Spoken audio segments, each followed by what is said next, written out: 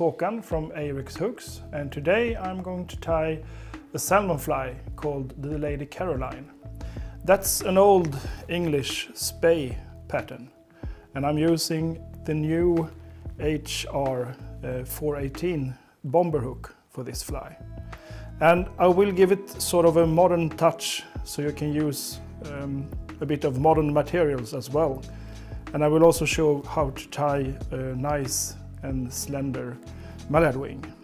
Instead of the soft and long heron-hackle, we are using ring neck hackle, which is a good substitute, especially on smaller hooks. So let's start. The hook is size 4 for this fly. And we set the thread. And the tail comes from golden pheasant breast feathers. So if you look at a golden pheasant skin, under the wing you have some really nice feathers with long fibers, and these are perfect for throat hackles, and that's what we're using on this fly. If you go a bit further on the chest on the bird, you have these shorter feathers, a bit stiffer, and that's what I normally use for the tail. So we just strip off the fluff, and I tie it in with the curve upwards, so it meets the wing, sort of. So just bundle it together and tie it in. The original pattern calls for 3 different ribbings, and I normally tie in the hackle on the back and wind it forward, but we will use the rib to cross-wind the hackle today, so I'm only using 2 ribs. And I use a oval gold tinsel, and I tie it on one side of the hook, because once you wind the ribbing, the space between them are supposed to be equal, so the starting point is on 2 different points of the hook. On the other side of the hook I tie in some small flat gold tinsel,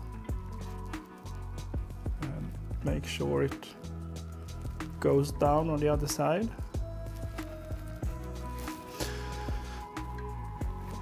We are using a green olive brown dubbing mixture with some flesh in it. This is a dubbing called woolly sparkle dubbing, and the original pattern calls for something called Berlin wool, which is actually just a wool yarn. And you can choose whatever you want, but I'm using this dubbing today. It's easier to get a slender and nice body on the fly.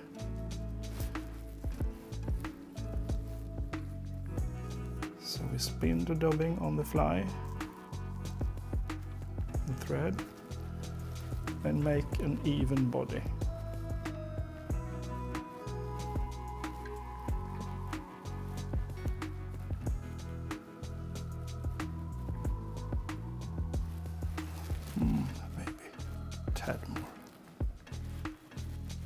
It's a good thing to taper off the body as well, because then you won't get the wing to stand up from the fly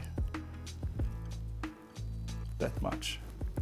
So, and now we take the flat tinsel and make 4 turns over the body. And then we, of course, is aiming to put the oval ribbing between those. And secure. Cut off. Then I'm taking, this is a natural grey ring neck pheasant tail feather. You can find this on the back of the ring neck towards the tail. And the further back you go, the longer hackle you find. And it's not that difficult to find really long hackle as this one, but it's no trouble to find feathers for, especially if you go down size 4 and 6. This is size 2, so it's quite big, but it's not impossible to get those feathers. They are a bit easier to work with compared to heron-hackle. They can be a bit bristled in the tip, so you need to be careful when you wind it. But hopefully it won't happen. So I tie it in front of the body, cut off the stem, and then I use hackle plier, try to find the tip of the hackle, and carefully use the plier. And then I wind 3.5, maybe 4. Depends on how long the feather is. I mean, this is just enough for close to 3 turns. So just secure it with the other ribbing. At the same time as I cross wind the hackle, I try to not tie down that many fibers, and I also try to get the oval ribbing to lay between the turns of the flat. You can use a needle to get out the fibers if you want. That was nice. And then we cut off. And then I try to pull down, we can cut off the tip as well, the fibers, so we don't have that many hackle fibers on top of the body. This is nice length. And then we're supposed to tie in the throat hackle. And as I told you, if you look under the wing, you will find nice and soft and long hackles like this.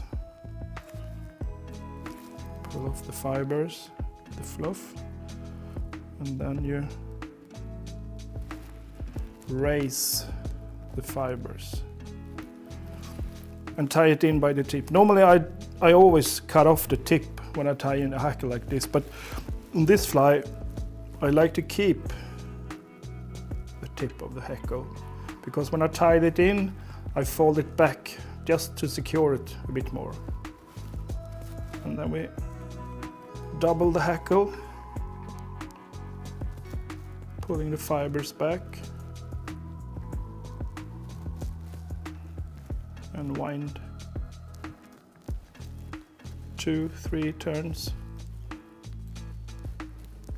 and finish off.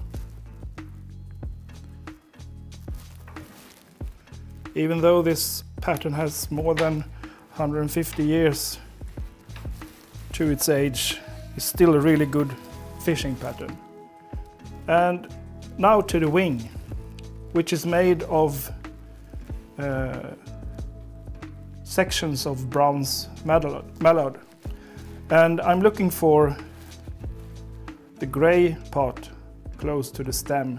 This is a bit too far up on the stem to be useful, because you can't bend these fibers of the section, so it's difficult to find a nice wing that follows the body. But I'm still using these fibers, because the first thing I'm doing is I'm sort of doing a support wing. So I can use this shorter, stiffer fibers. And just cut out 2 sections. They don't need to be equal in any way. And now we put it on top, not much longer than the body, because we need to cover it with the other section of mallard we're using. So just tie it down like a wet fly wing. Doesn't need to be nice, but if it's standing up too much like this one is, you can pull it down with your thumb like this and tie it more close together. I think this will work. Maybe a bit more. And then I take some more feathers here. Feathers, but I have sort of the gray part left of it. It's not as nicely marked as the brown part further up, but you can't use this anyway, so this is what you need to go with. And I cut out a section that is probably slightly wider than the wing is supposed to be, but it's easier to pull off fibers than add, of course. And then I just hold the section and pull the fibers downwards a bit, so I get sort of a little bend in the wing. And then we just lean it to the underwing, and I make sure the tip is sort of equal with the hook bend, or maybe longer if it's possible. And then comes the trick with the thread, because now we're supposed to carefully pull the thread around the wing so it doesn't go over too far on the other side, but don't go down too much on my side. So this is nice. And carefully make another turn. And then we do the same with the other side. And this side is slightly more difficult because the thread will try to pull down the wing on that side. So it's a lot of practice to use the thread in the right way, but we'll see. Put the thread around and carefully pull it in place. That works quite okay. And if I have too much fibers in the wing, if it's too wide, just before I secure everything, I look on the side. I can see that on this side I have a fiber who's folding up, and I can carefully just pull it out. And I look on the other side. It looks nice, but I think it's 1 or 2 fibers that needs to go. So we just pull them out like this. And now I can put some more tension into the thread and just start covering up and make a neat head.